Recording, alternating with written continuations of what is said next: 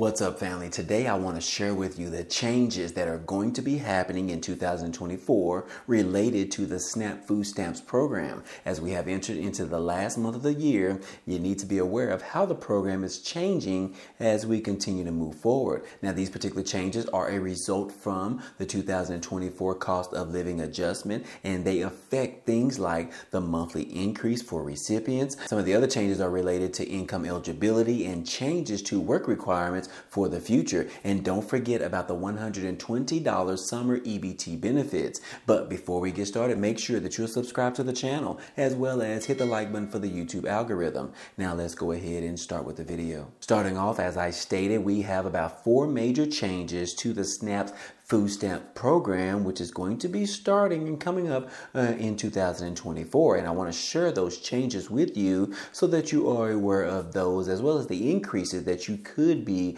eligible to receive. Now, as you can see right here, the first one on the list is that the eligibility and the age are going to be changing. In regards to the FRA, is gradually increasing the age of what the USDA is calling the able-bodied adults without dependence, or better known as the ABAWD, the time limit, and it adds new groups of individuals who are accepted from the ABAWD time limit. Prior to September, the age was between 18 and 50 years old, had work requirements, which included working at least 80 hours per month, participating in a work program at least 80 hours a month, or participating in a combination of work and a work program hours for a total of at least 80 hours per month. And as of October the 1st, which was a couple of months ago, these work requirements expanded to the age of 52 years old. And the requirements will expand to the age of 54 years old starting next year in October, according to the USDA.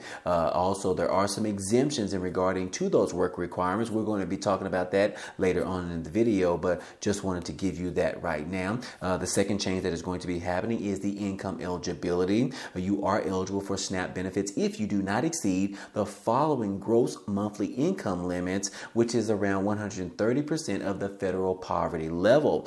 Yes, here are the qualifications for a household size of just one individual. For the 48 states, including DC and the Virgin Islands, it is around $1,580. And then for a household of 4 in the 48 states, including DC and Guam and Virgin Islands, it is $3,250. But again, it goes on and on and on, all the way up to a household of 8. And then if you have more than that, you can potentially add an additional $557 to that total number to figure out what your eligibility requirements are for you and your household. Again, the maximum allotments, according to the cost of living adjustment, or better known as the COLA for 2024, those maximum allotments have increased for the 48 states, including DC, Alaska, Guam, and the Virgin Islands. Look at this particular chart right here, which basically lays out the maximum SNAP allotments for the 48 states, including DC. As you can see, the household size for one individual is going to be going up to $291. That is going to be a huge increase for some individuals. And then if you look at the household size for 4 individuals, it is $973. And then a household of 8 is around $1,751. And then for each additional person above the amount of 8 individuals for your household size, you can potentially add an additional $219 per additional individual. So anyways, that is for the maximum SNAP allotments for those specific states, as well as DC. So anyways, those are the maximum allotments that we need to talk about today, which is going to be an additional change to the benefits. Hope that information was helpful to you. But moving on, let's go ahead and talk about the cost of living adjustments as well right here for those other types of places, such as Alaska. You can see right here in the purple highlighted area, it says that the maximum allotments for a family of 4 will range between $1,248 to $1,937 for Alaska. And then the maximum allotment for a family of 4 will be $1,434 in Guam and $1,251 in the U.S. Virgin Islands. And then the maximum allotments for a family of 4 in Hawaii will decrease to $1,759. The minimum benefit for the 48 states and DC will remain the same as $23. Shockingly enough, that is the minimum. And shockingly enough, guys, some individuals are only receiving $23. I know that is a shame. However, I don't make the decisions. The USDA continues to make the wrong decisions for the American people. Would you guys agree? If so, comment down below and let me know if you receive $23 and how you feel about the USDA basically saying that you only really deserve to receive $23 per month. I know that is insane. I don't know exactly how much you can actually buy with $23, but again, those are the rules. I am just sharing that with you today. And then also for some individuals that have the shelter cap, the value will increase to $672 for the 48 states, including DC. The shelter cap values for Alaska, Guam, and Hawaii and the U.S. Virgin Islands will also increase as well. The maximum homeless shelter deduction will increase to $179.66 for the 48 states, including DC, Alaska, Guam, Hawaii, and the U.S. Virgin Islands. And then the minimum standard deduction for household sizes 1 through 3 increased to $198 per month for the 48 states, including DC, Alaska, Guam, Hawaii, and the U.S. Virgin Islands. So anyways, I know some of you don't necessarily equate to the shelter cap value, but I just wanted to give that information to you as well, just in case. Now, moving on, let's go ahead and get a little bit more detail in regards to the work requirements for the SNAP food stamps program. It says that if you are between the ages of 16 and 59 years old and able to work, you will probably need to meet the general work requirements to get SNAP benefits. The general work requirements include registering for work, participating in a SNAP employment and training or work fair if assigned by your state SNAP agency, as well as taking a suitable job if you are offered one, and not voluntarily quitting a job or reducing your work hours below 30 hours per week without a good reason. Now, here are some of the exclusions in which you can be excused from the general work requirements. I want to share those with you right here. It says that if you are already working at least 30 hours per week or earning wages at least equal to the federal minimum wage multiplied by 30 hours, or meeting work requirements for another program such as a TANF program or an unemployment compensation program. And then in addition to that, taking care of a child under 6 years old or an incapacitated person, as well as you are unable to work due to a physical or mental limitation, as well as you could be participating regularly in an alcohol or drug treatment program. And then the last exclusion is you could be studying in school or a training program at least half the time, but college students are subject to other eligibility rules as well, so you want to be mindful of those as well. But anyways, it does say that if you have to meet the general work requirements but you don't, you are disqualified from getting SNAP for at least a month and must start meeting the requirements to get the SNAP benefits once again. If you get back on SNAP and then don't meet the requirements again, then you are disqualified for longer than a month, and you could be disqualified forever from receiving SNAP benefits. So again, that is the details in regards to the exclusion for the work requirements you need to be aware of. So moving on, we also have those individuals. We talked about it earlier. I said I was going to talk to you about it in just a moment, but this is in reference to the ABAWD, which stands for the able-bodied adult without dependence. This is in regards to the work requirements and the time limit. I want to give that information to you right here.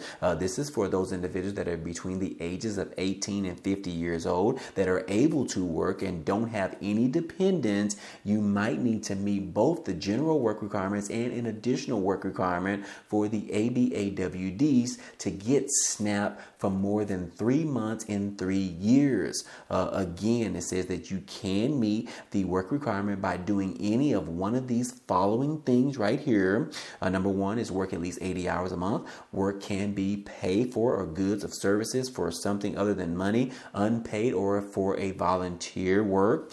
You must participate in a work program at least 80 hours per month. A work program could be a SNAP employment and training or another federal, state, or local work program. You could participate in a combination of work and work program hours for a total of at least 80 hours a month. You could participate in work fare for a number of hours assigned to you each month. The number of hours will depend on the amount of your SNAP benefits. Again, this is specifically starting on October the 1st of this year, so a couple of months ago, and these particular rules apply to people between the ages of 18 and 52 years old. However, you could be qualified for an exclusion to be excused from the ABAWD work requirements, and these are those specific exclusions right here because you are unable to work due to a physical or mental limitation, or let's say you are pregnant, or let's say you have someone under 18 in your SNAP household, or as well as you could be a veteran, or you could be experiencing homelessness, or you could be the age of 24 or younger and in a foster care on your 18th birthday.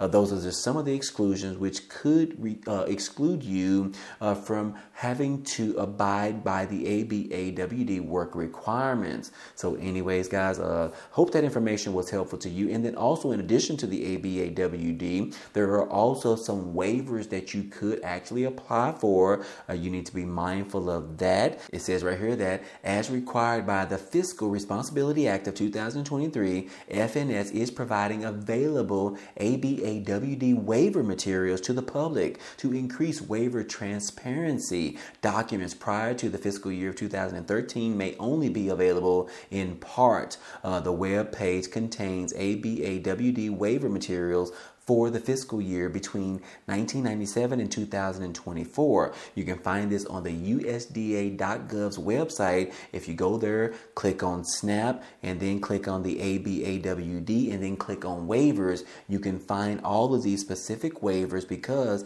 I believe you have to apply for these every single quarter. As you can see right here that so far for 2024, they only have for the first quarter, and then for 2023, which pretty much is almost over, but they have all 4 quarters right there where you can actually download those waivers and submit those to see if you actually qualify.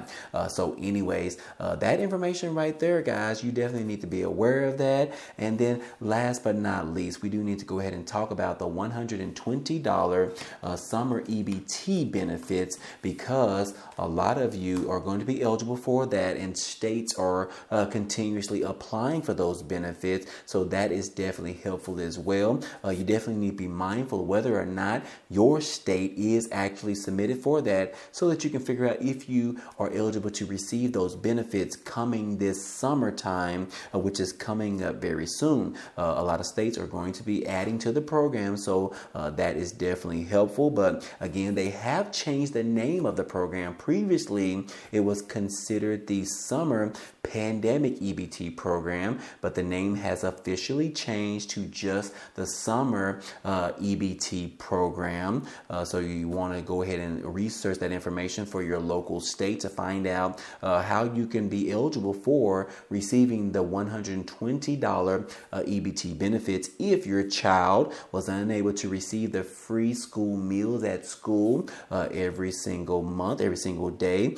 You could be eligible for these summer EBT benefits as well. So like I said, if your child was between the ages or school age between K through 12th grade and they were eligible to receive the free meals at school, you should be eligible to receive these summer EBT benefits as well, which is going to be around $120 for the entire summer.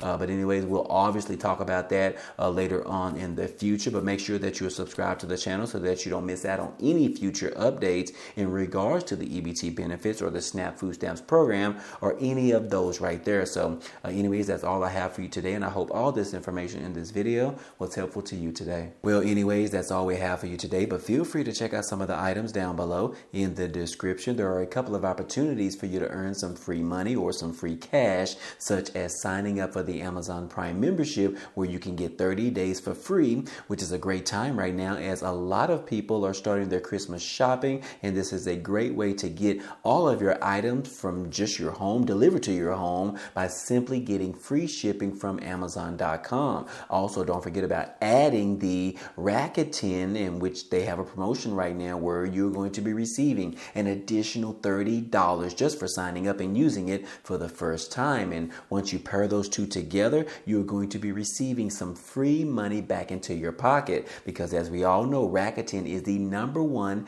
cashback website out there right now, total down. But anyways, those are just a few. Be sure to check out all the links down below. Anyways, if you enjoyed today's content and you want to see more, please go ahead, subscribe to the channel.